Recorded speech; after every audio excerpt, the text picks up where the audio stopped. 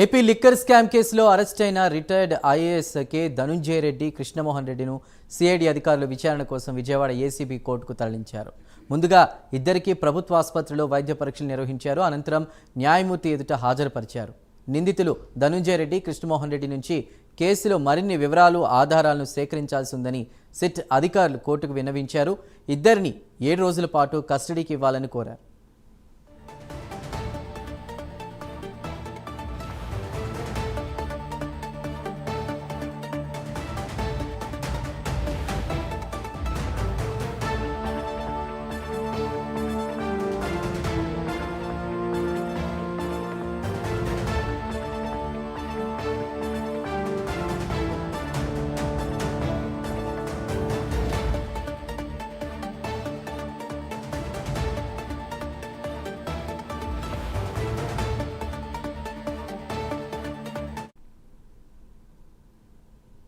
AP liquor scam కేసులో arrest అయిన retired IAS K Dhanunjaya Reddy, Krishnamohan రెడ్డిను సిఐడి అధికారులు విచారణ కోసం విజయవాడ ఏసీబీ కోర్టుకు తరలించారు.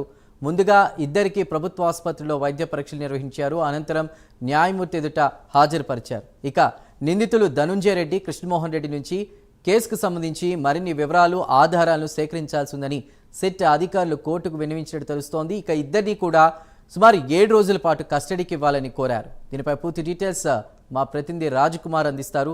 రాజ్,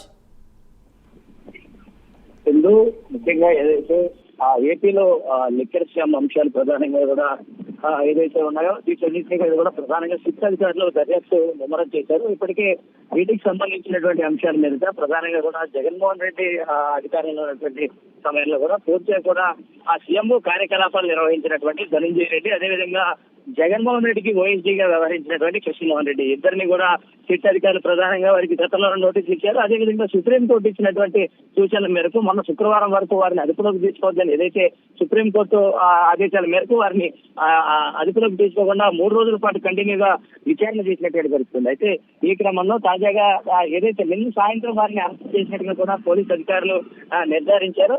ఏదైతే ఇటు లిక్కర్ స్కామ్ లో దాదాపుగా 3,500 కోట్ల పైచేసి అవినీతి జరిగిందని గత వైసీపీ ఆరోపణలు అయితే ఉన్నాయి. ఈ క్రమంలో అటు ఈ మద్యం సంబంధించి కూడా పూర్తి కూడా ఈ వ్యవహారం అంతా కూడా జరిగింది. వీటికి సంబంధించి కూడా పూర్తి స్థాయిలో ఏదైతే అటు జగన్మోహన్ రెడ్డికి సంబంధించినటువంటి సన్నిహితులంతా కూడా పూర్తి స్థాయిలో ఈ వ్యవహారం నడిపారనేది ప్రధానంగా వచ్చినటువంటి ఆరోపణ. ప్రధానంగా 28 మంది నిందితులను జాబితాగా చేశారు అటు సిట్ అధికారులు. ఒక్కొక్కరిగా నోటీసులు ఇస్తా ఉన్నారు. నోటీసులు ఇచ్చిన వారందరికీ కూడా విచారణ పిలిచేటువంటి క్రమంలోనే ఈ ప్రక్రియ జరుగుతా ఉంది. నిన్న ఏదైతే వీరిద్దరు కూడా అరెస్టులు తీసుకున్నటువంటి నేపథ్యంలో ఇప్పటికే గోవిందప్ప బాలాజీ, ఏదైతే వైఎస్ఆర్సీపీ చార్టెడ్ అకౌంటెంట్ గా వ్యవహరించినటువంటి గోవిందప్ప బాలాజీ ఏదైతే వచ్చినటువంటి లాభాలకి సంబంధించినటువంటి అంశం మీద నెలకి 50 నుంచి 60 కోట్ల రూపాయల డబ్బును హవాలా రూపంలో మార్చి వాటన్నింటినీ కూడా ఏదైతే రియల్ ఎస్టేట్ వ్యాపారాలు, అదేవిధంగా బంగారు ఆభరణాలకు సంబంధించి వీటన్నిటి మీదుగా పెట్టుబడులు పెట్టినట్టు కూడా తెలుస్తోంది. ఎంతో మంది షెల్ కంపెనీలకు సంబంధించినటువంటి యజమానులు ఇందులో వాటాదారులుగా చేసినట్టు కూడా గోవిందప్ప బాలాజీ పేరు మీద ఇవన్నీ కూడా ఈ వ్యవహారం అంతా కూడా జరిగింది. దీనికి పూర్తిగా కర్త కర్మ క్రియగా వ్యవహరించినటువంటి ఇటు ఓఎస్డీగా వ్యవహరించినటువంటి కృష్ణమోహన్ రెడ్డి, అదేవిధంగా ధనుంజయ రెడ్డి ఇద్దరు కూడా చాలా క్రియాశీలక పాత్ర వహించారు. అదేవిధంగా ఈ కేంద్ర మంత్రి అంతా కూడా రాజ్ కేసిరెడ్డికి సంబంధించి కూడా అది ప్రధానంగా అధికారులు గుర్తించి దాని ప్రక్రియ అంతా కూడా వేగవంతం చేస్తా ఉన్నారు.